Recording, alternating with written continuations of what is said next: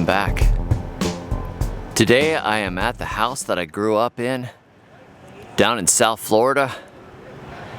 It looks like a pretty normal front yard. A few fruit trees out here.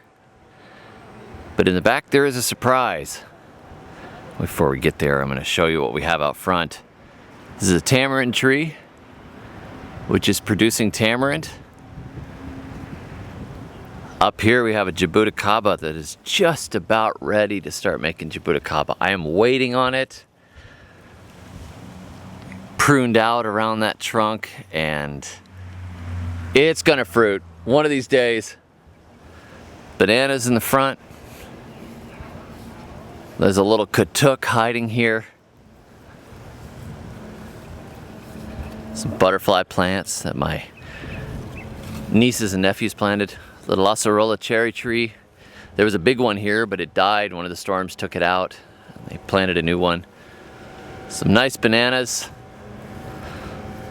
Go around the side by the humming air conditioning unit. Starts to get interesting. Malabar Chestnut right here. I started this from a seed. It's making its first fruit right there. That'll open up soon.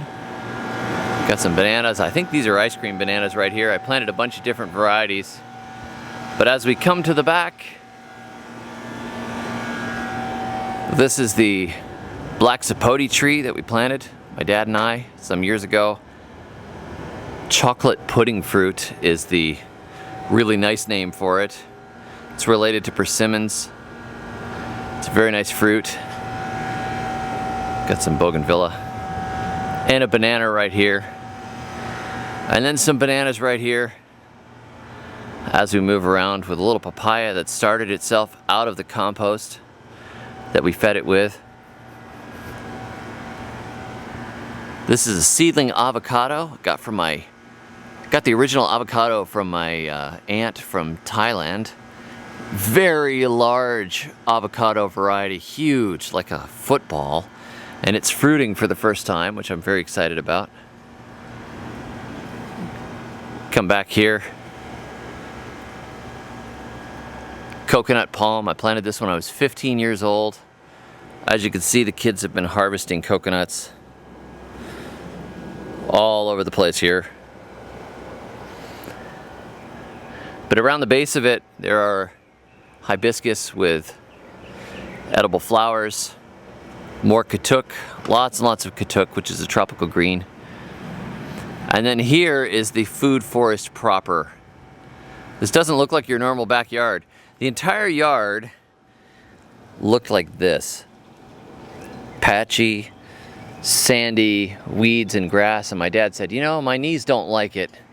I don't like mowing that anymore. And I said, I have an idea.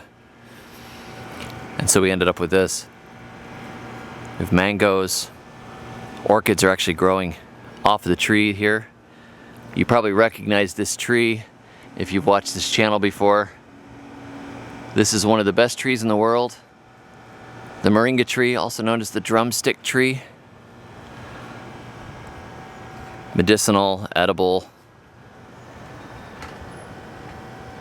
Let's come back here. We can see Mexican tree spinach. This is the wilder form of it with the wild, highly lobed leaves. It makes blooms that attract butterflies. Sometimes it's sold just as a butterfly plant. More katuk. Mexican sunflowers for compost. This is the compost pile hiding back here. A lot of material goes into there. Cuban oregano at the base of it, which is an excellent plectranthus. Very good tropical perennial seasoning plant. And as we come around, here's another seasoning plant from India. Murray conigii, the curry leaf tree. If you crush this and smell it, it's incredible. This is like a bay leaf if you're making curry. You add it in and it has this meaty curry flavor that is unbelievable. It is indispensable for Indian cooking. The mangoes are just hanging out of this tree. I cut the center of it out because it was so tall. It was getting close to those power lines up there. And we're working with it. I took about 1/3 of the tree out. Didn't mind. It just went ahead and produced again. Look at these little beautiful pathways.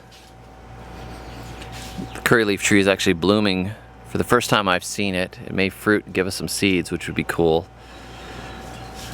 There's a mulberry right here that has produced mulberries again and again and again. And there's bits and pieces of landscape plants, like they call this corn plant. It's a dracena. And a lot of these plants planted themselves because we borrowed yard waste from the neighbors' yards to build the soil back here.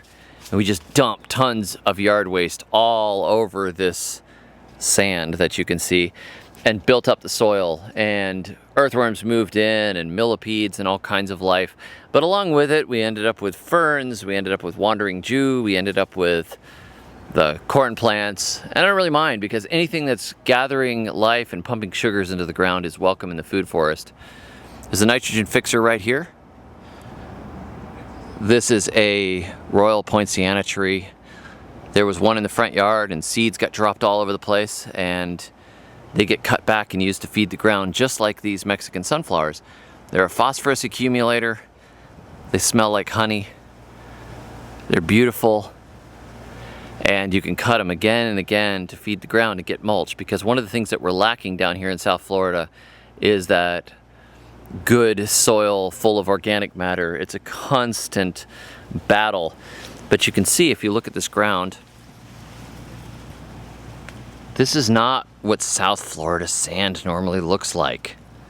This is incredible. If you live down here, you understand it. It's like beach sand. But what we've done is again and again and again, we've cut down various trees, dropped them on the ground, dropped yard waste back here, and it started to build into this rich soil. And the shade of the trees over it, and all the life that this has brought in, plus the plants regularly pumping sugars into the ground and breeding fungi, makes a big difference. And these plants right here, these Mexican sunflowers, are a big part of that. I'll come here with a machete when I visit this yard and just chop them down and throw them on the ground and build that soil. Look at the difference. Look at the sand compared to where this compost is just forming. That's amazing. Come back here, we have a sick citrus tree. Trying to get citrus to grow down here is always a struggle because of the greening disease, and it just dies out. And we've tried again and again. I think this is like the second or third citrus that's been planted back here that is kicked off. There's some arrowroot right there. There's some cassava. That's a great root crop. Another little mulberry right here.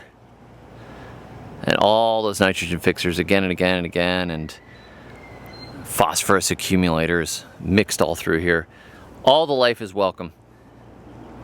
We just have to cut it down with a machete to keep it under control. This is a big 6th Street mulberry, which was a selection from Craig Hepworth out of Gainesville.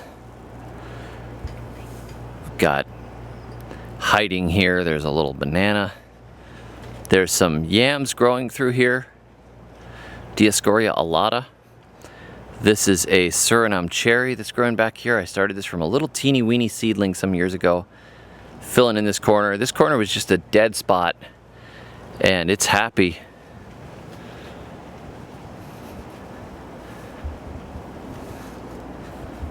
Down here on the ground you can see we've got sweet potatoes growing.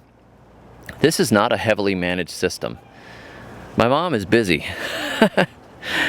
She works, she spends a lot of time with the grandkids, but the trees in South Florida, once you plant those trees, they basically take care of themselves.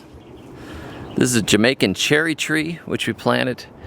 The fruit tastes like cotton candy mixed with caramel corn.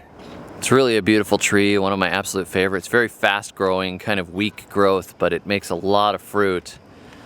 And I greatly enjoy eating them, and they're a great fruit for kids because you can just come out here and eat them off and on through the year, and they taste delicious. Another one of my favorites This is a starfruit tree.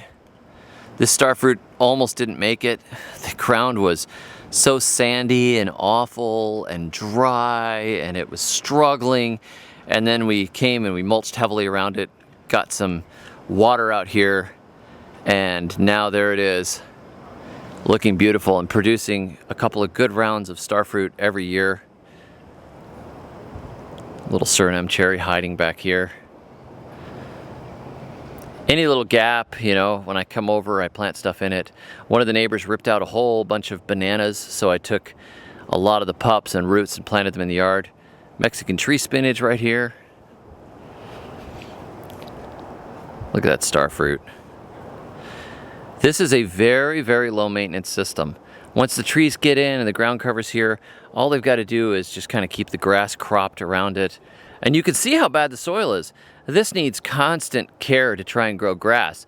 But you look at the difference between this ecosystem and what the original system looked like, and you can see there's tons and tons of life. Look at that moringa towering over it. Bananas growing here. You could totally do this in your own yard. I'm down here in South Florida to kind of promote the new Create Your Own Florida Food Forest book, which was based on this system, and my South Florida gardening guide.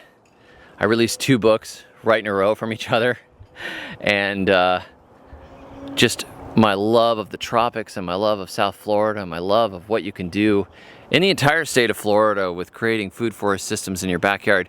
I mean, imagine coming out and harvesting herbs and roots and vegetables that are almost no care, very little work. Anytime my family can come out here and get fruits and greens and roots, and they have busy lives, but it works really, really well.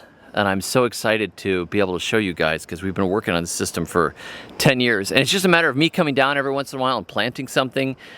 We chop a few of the nitrogen fixers down and the chop and drop accumulators, put them around the trees. Some of the trees didn't work well. Some of the trees crowded each other and we took them out. But you've got this awesome jungle. Let me just show you the neighbor's yard for a second. This is a very typical backyard here. There's nothing in it. Look at all this patchy sand. You run a lawnmower through here. I used to mow this lawn when I was a kid, and it's just choking clouds of dust and struggling grass and weeds. And you get to that fence line. I would much rather have this. Florida is supposed to be forests, so plant a food forest, folks. Since I was down here, I thought, you know what, I'll just walk through for a minute and show you guys what it looks like, even with very, very little care. You've got these beautiful little paths and all this beautiful life, and it's cool, and the birds and the butterflies come through, and it's just a place of joy and a regular harvest. Hundreds of pounds of mangoes and starfruit and yam roots and fresh tropical greens all the time, year-round, because Florida is amazing. Thanks for joining me. I hope you appreciate the little quick tour through here. Check out the book, Create Your Own Florida Food Forest, and see how I built it. Hear the story of my dad and I building it and what it took, and how, you know, just a little bit of work and a little bit of time turned a sandy, empty backyard into a Garden of Eden. Little bitty yard, huge production. You can do it too. Thanks for joining me. Until next time, may your thumbs always be green. That's my thumb right there. Focus on my thumb. That's my thumb. My green thumb. Catch you next time. Until then, well, I already said it.